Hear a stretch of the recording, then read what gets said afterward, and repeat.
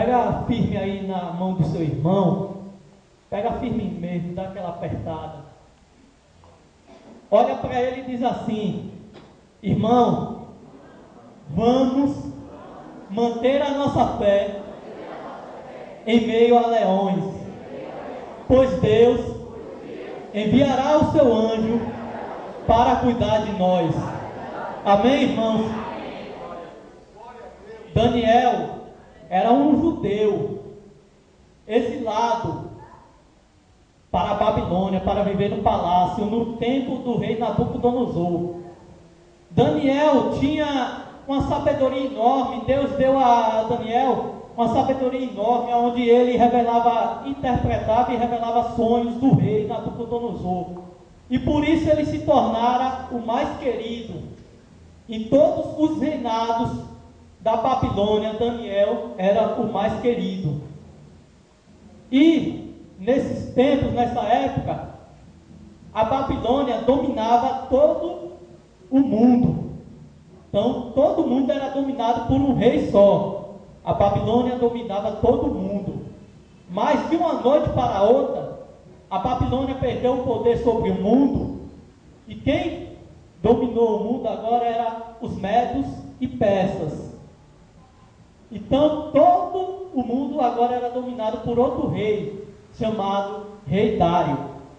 Esse Rei Dário, que é indiferente dos outros, também gostava muito de Daniel.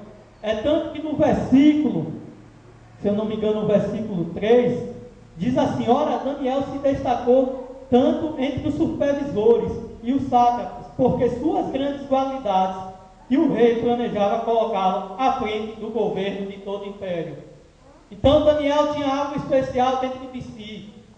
E antes de falar mais um pouco de Daniel, eu gostaria de falar de 3 amigos que Daniel tinha. O nome deles era Ananias, Misael e Azarias, os quais foram chamados de Sadraque, Mesaque e Abidnego. Esses 3, igualmente a Daniel, tinha sua fé firme no Deus vivo, porque nessa época era comum pessoas adorarem a vários deuses. E no reinado do rei Nabucodonosor, ele levantou uma imagem de 27 metros para a sua idolatria e fez um decreto qual dizia que, ao som da trombeta, aquele que não se prostrasse diante daquela imagem seria jogada na fornalha de fogo. Sadraque, Mesaque e Abidnego não obedeceram a esse decreto. O que aconteceu com eles? Eles foram jogados na fornalha de fogo. Aonde, quando eles foram jogados na fornalha de fogo, os soldados que estavam jogando eles, foram queimados imediatamente, para vocês verem quanto era ardente aquela fornalha. Mas depois de algum tempo, o rei Nabucodonosor olhou para a fornalha e não viu somente 3 homens, mas viu 4, porque o anjo do Senhor era com Sadraque, Mesaque e Abidnego. Amém, Deus. O anjo do Senhor protegeu Sadraque, Mesaque e Abidnego naquela fornalha, e saíram ilesos, nem suas vestimentas queimaram. E não foi diferente com Daniel. Daniel é um exemplo de vida para qualquer um de nós seguir. Daniel foi perseguido, assim como muitos de nós seremos. Daniel era um exemplo no seu trabalho. Daniel era liderado por Dário, mas era um exemplo do seu patrão Dário, que Dário via nele uma pessoa especial. Dário tinha uma admiração enorme por ele. E Daniel causava inveja a seus colegas de trabalho. Muitas vezes é assim na nossa vida. Quando você se destaca demais no trabalho, a pessoa que quer estar acima de você vai querer te derrubar. E foi assim com Daniel. Seus colegas queriam derrubar ele, só que não achavam motivo, não achavam como, porque Daniel era honesto, Daniel era negligente, Daniel era íntegro, Daniel tinha um exemplo de vida, Daniel tinha uma fé enorme no Deus vivo. Não era o Deus do rei Nabucodonosor, não era o Deus do rei Dário. Daniel tinha uma fé enorme no Deus vivo, que poderia livrar ele de qualquer situação, assim como já tinha livrado ele, como já tinha livrado seus amigos da fornalha de fogo. Mas apesar disso, seus colegas queriam derrubar ele, queriam tomar o lugar dele, não queriam que ele fosse líder de todos eles. Então, o que tramaram contra Daniel? Vamos tramar contra a lei do Deus dele. Irmãos, muitas vezes vai acontecer na sua vida isso. Quando não conseguirem achar nada contra você, vão tentar colocar você contra a lei do seu Deus. E Daniel foi colocado contra a lei do Deus dele, aonde um decreto dizia que na faixa de 30 dias, aquele que orasse, que clamasse, que prostrasse a outro Deus, a outro homem, a não ser o rei Dário, seria jogado na cova dos leões. E esse decreto foi assinado de acordo com a lei dos medos e dos persas, que não poderia se revogar, e até o rei Dário teria que cumprir essa lei. Ele não poderia votar a momento nenhum a sua palavra. E Daniel, em meio a tudo isso, em meio a ser confrontado desse jeito, Daniel não desanima. Daniel não perde sua confiança em Deus. Daniel não perde sua fé em Deus. O que Daniel faz? Vai para a sua casa, para o seu quarto com uma visão, janelas abertas, onde todo mundo poderia ver o que ele estava fazendo. Daniel não tinha vergonha de Deus.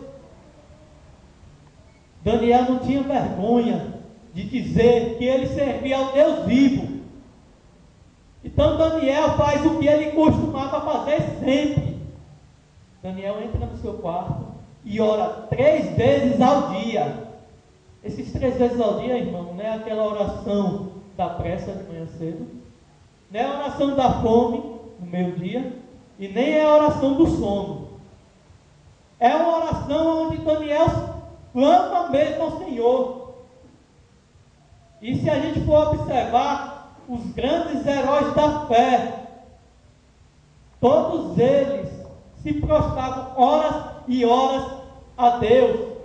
Foi assim com Lutero e com outros vários heróis da fé, que prostravam horas e horas a Deus, e era isso que fazia com que eles se fortalecessem. E tem uma história que me comove, de uma pobre senhora, a qual tinha uma netinha, e essa netinha estava doente, muito doente.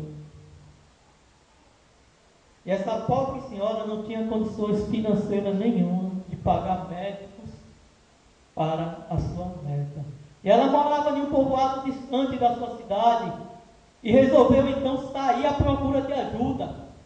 Caminhou 2 horas até chegar à cidade. Foi no hospital público, e ao chegar lá, contando a sua história, os médicos lhe aconselharam a voltar e trazer a criança, para que se fizesse algo. E aquela mulher volta para casa caminhando. Só que antes de chegar no caminho da sua casa, ela se dá em frente a uma igreja e resolve entrar nessa igreja. Quando ela entra, está aquele grupo lá de mulheres orando, clamando a Deus. E ela conta a sua história àquelas mulheres. E aquelas mulheres resolvem fazer o círculo de oração para orar pela neta daquela pobre senhora. E em meio a tantos clamor, 1 hora de clamor, 1 hora orando pela vida daquela jovem, quando acabaram de fazer a oração, a pobre senhora disse assim: eu também quero orar. Eu também quero orar pela minha neta. E antes de orar, ela disse: olha, eu nunca orei, eu não sei orar, mas me tentam me ajudar. E aquela mulher começa a orar: Deus, minha neta está doente, e eu preciso que o Senhor vá agora na minha casa, Senhor. Eu preciso que o Senhor vá lá curar minha netinha. Eu vou lhe falar o endereço, Pai. E meio aquilo, aquelas senhoras ficaram assustadas. Mas ela continuou: Pai, já que está com a caneta e o papel na mão, eu vou lhe falar o endereço. Olha, o senhor vai seguindo reto naquela estradinha. Quando chegar em uma vendinha, o senhor vira à esquerda. Vá mais à frente, vai ter uma ladeirinha. Depois da ladeira, um riacho. E meio a tudo aquilo, algumas irmãs seguravam para não dar risada. Mas mesmo assim ela continuava. Depois do riachinho, vai ter um mercadinho. Minha casa é logo mais à frente, senhor. O senhor vai seguindo. Quando chegar mais à frente, o senhor vira à direita. A minha casa é o último barraquinho. Pode ir entrando, senhor, que não tem cachorro. Ah, mas deixa eu lhe contar um segredinho. Para entrar, você pega a chave que está debaixo do tapetinho vermelho. Entra, cura minha filha. Mas, senhor, não esqueça, antes de sair, coloca a chave de novo debaixo do tapetinho vermelho, para que eu possa entrar em minha casa. E nisso ela acabou a oração. Nessa altura, algumas irmãs não seguravam a gargalhada. E outras aconselhavam a ela, dizendo que, não era, que se tinha um modo certo de orar, de fazer orações, e que ela voltasse para casa, que elas iam continuar orando pela netinha. E a pobre senhora sai triste, dizendo: nem orar pela minha neta eu consigo. E nisso ela vai caminhando de volta para a sua casa. E quando chega na sua casa, tem uma surpresa. A sua neta está lá de pé. Glória a Deus. E com lágrimas no rosto. A sua neta veio correndo e lhe abraçou. E ela disse, a pobre senhora disse, assustada, disse assim: minha neta, você está de pé, o que aconteceu? E a neta, chorando muito, conta para a avó: minha avó, eu estava deitada no meu quarto, quando ouvi um barulho na porta, pensei que era a senhora voltando. Mas quando eu vi um homem alto, todo vestido de branco, seus olhos brilhavam, ele pediu para eu me levantar. Vó, eu não sei como eu consegui, mas na mesma da hora eu levantei. Ele me deu um abraço forte e saiu, mas antes de sair, me disse para dizer à senhora que ia deixar a chave debaixo do tapetinho vermelho. Irmãos, queria eu ter a fé que essa mulher teve. Essa mulher demonstrou tanta fé que sabia, tinha certeza que Deus ia até a casa dela curar aquela menina. Em meio a tantas lutas, em meio a tantos desafios, em meio a tantos obstáculos, em meio a tantas perseguições que você está passando na sua vida, porque a vida não é fácil. Daniel não desanimou. Daniel não se deixou vencer. Daniel foi à sua casa, ao seu quarto e orou. E quando os seus inimigos viram que Daniel estava orando, eles já tinham seu plano. Foram até o rei e perguntou: rei, tu não assinaste um decreto aonde durante 30 dias ninguém poderia clamar a um Deus ou a um homem a não ser a ti?